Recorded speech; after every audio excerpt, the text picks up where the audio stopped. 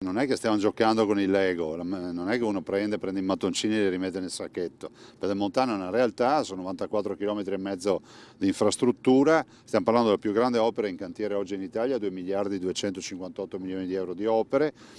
Stiamo parlando di un'opera che hanno voluto tutti, al punto tale che anche i 36 comuni attraversati hanno votato sì.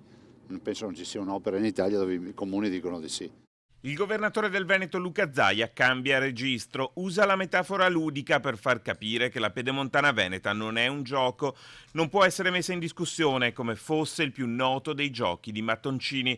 Non portarla a compimento vorrebbe dire aprire uno sfregio nel territorio senza precedenti, non solo per il cemento che rimarrebbe a terra, ma anche e soprattutto per la ferita di un territorio economico che di quell'infrastruttura ha bisogno. Oggi dalla provincia di Treviso arrivare nell'Alto Vicentino è una missione impossibile, questione non certo di minuti come si potrebbe vincere consultando uno stradario, ma di ore come ci si rende conto dopo aver messo le mani sul volante e provato l'impresa di persona. L'ultima bordata, la pedemontana, è firmata Movimento 5 Stelle e mette a fuoco le criticità sollevate dalla Corte dei Conti, corredandole da una richiesta alla Giunta regionale di aprire un tavolo tecnico, valutando la possibilità di rivedere il piano economico e finanziario dell'opera.